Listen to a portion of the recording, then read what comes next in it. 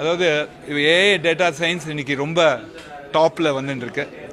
நிறையா employment opportunity. அது குறிப்பாக கம்ப்யூட்டர் சயின்ஸ் வந்து இல்லை, மெக்கானிக்கல் இன்ஜினியரிங் படித்தவங்க, சிவில் இன்ஜினியரிங் படித்தவங்க, எல்லா டிசிப்ளின்லையும் இன்றைக்கி ஏஐ வந்துட்டுருக்கு.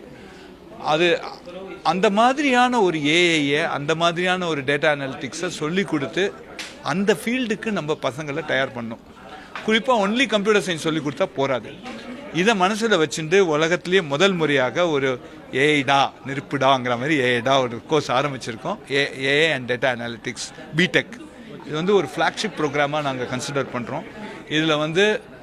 இது வந்து ஜேஇ அட்வான்ஸ் மூலமாக அட்மிஷன் 50 ஸ்டூடெண்ட்ஸ் அட்மிட் பண்ண போகிறோம் ஃபஸ்ட் இயருக்கு. அதில் பல டிபார்ட்மெண்ட்ஸ், அதாவது கிட்டத்தட்ட 7-8 டிபார்ட்மெண்ட்லேருந்து ஃபேக்கல்ட்டி எல்லாம் ஒன்று சேர்ந்து அந்த டிபார்ட்மெண்ட்டை தனியாக இப்போ ஆரம்பிச்சிருக்காங்க, ஏஐ அண்ட் டேட்டா அனாலிட்டிக்ஸ் டிபார்ட்மெண்ட்டை. அதில் வந்து நாங்கள் வந்து மேஜராக இப்போ வந்து பிடெக் இன் ஏஐ டேட்டா அனாலிட்டிக்ஸில் பல டிஃப்ரெண்ட் இன்ஜினியரிங் டிசிப்ளின்ஸு, டெக்னாலஜி டிசிப்ளின்ஸ்லேருந்து நம்ம அவங்களுக்கு ட்ரைனிங் கொடுக்க போகிறோம். இந்த மாதிரி ட்ரெயினிங் ஆன பசங்க நெக்ஸ்ட் ஜென்ரேஷன் ஏஐக்கு அவங்க தான் லீடர்ஸாக இருப்பாங்க. டீச்சிங் குவாலிட்டி நிறைய தேவை இருக்குது. இப்போ அதுக்கு தான் நாங்கள் வந்து இப்போ மினிஸ்ட்ரி ஆஃப் எஜுகேஷனில் ஸ்வயம் ப்ளஸ்ன்னு போட்டிருக்கோம். இப்போ வந்து ஏஐசிடி என்ன சொல்லியிருக்காங்க, 40% ஆஃப் த கோர்ஸ் நீ ஆன்லைனில் எடுத்துக்கலான்னு பர்மிஷன் கொடுத்துருக்காங்க.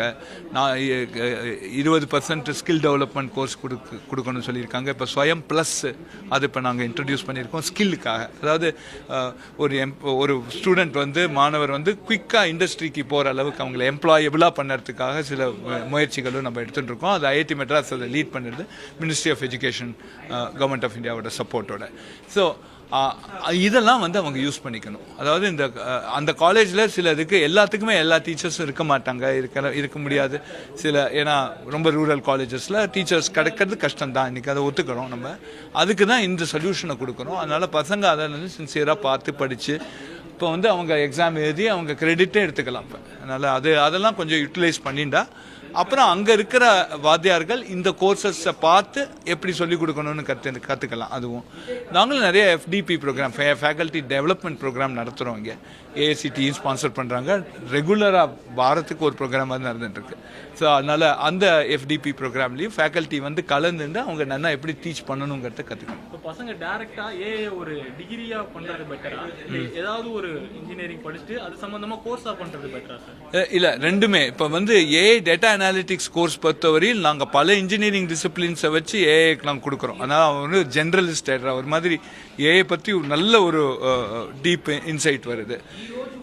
இது பண்ணாத இன்னொரு வழி என்னன்னா, நம்ம நீங்கள் சொல்கிற மாதிரி சிவில் இன்ஜினியரிங் படிச்சுட்டா அதில் ஏஐ ஒரு மைனர் ஆர் டுவெல் டிகிரி மாதிரி ஏஐ பண்ணிக்கலாம். அதுவும் ரெண்டு இதுவும் இப்போ இன்னைக்கு நல்ல வேலை வாய்ப்புக்கு இடம் இருக்குது.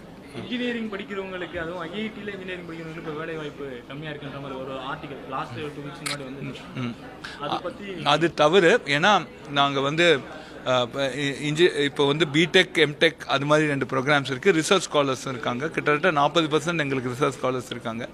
ஸோ ஒருத்தருக்கும் பிளேஸ்மெண்ட்டுங்கிறது ஒரு டிஃப்ரெண்ட் இது. அதாவது இப்போ பிடெக், எம்டெக்குன்னா அவங்களுக்கு கரெக்டாக அந்த கோர்ஸ் வந்து இந்த மே மாதம் முடியுது, அவங்க அடுத்தது வேலைக்கு போகலாம். பிஹெச்டி, எம்எஸ் அது மாதிரி ரிசர்ச் ஸ்காலர்ஸுக்கு அவங்களுக்கு வந்து எப்போ வேணால் முடியும். ஏன்னா அவங்களுக்கு டிகிரி சப்மிட் பண்ணுவாங்க, அதுக்கப்புறம் வெளியில் போகும் எக்ஸ்டர்னல். ஸோ கான்வெகேஷன் டைமில் தான் நமக்கு அந்த எக்ஸாக்ட் ஸ்டாட்டிஸ்டிக்ஸ் தெரியும். இந்த வருஷம் போன வருஷம் மாதிரி, போன வருஷத்தை விட பெட்டர்னு நான் சொல்லுவேன். இந்த வருஷம் நல்ல வேலை கிடச்சின்னு தான் இருக்குது. நாங்கள் கரெக்டான டேட்டா உங்களுக்கு ஜூலை 21 மாதிரி சொல்கிறோம். அதனால் பேரண்ட்ஸ்லாம் ரொம்ப கவலைப்பட வேண்டாம். ஐஐடி மெட்ராஸ் பசங்களுக்கே வேலை கிடைக்கலையே, நமக்கு கிடைக்குமாங்கிற ஒரு பீதி வேண்டாம். நிச்சயமாக நாங்கள் வந்து பிளேஸ்மெண்ட்டில் நல்லா தான் பண்ணிகிட்ருக்கோம். நான் ஃபுல் டேட்டா நான் வந்து நான் இன்றைக்கி இருக்கிற ஸ்டேட்டஸ் படி என்ன இருக்குங்கிற டேட்டா கலெக்ட் பண்ணிகிட்ருக்கோம். அதுபடி நாங்கள் ஒரு இன்டர்மீடியட் ப்ரெஸ் ரிலீஸும் கொடுக்குறோம். அப்புறம் ஒரு final press release after convocation கொடுக்குறோம். இப்போ 12th முடிச்ச பசங்களுக்கு அட்வைஸ் என்ன மாதிரியான சப்ஜெக்ட் உங்களுக்கு என்ன பிடிச்சதோ படிக்கப்பா. அதுதான்.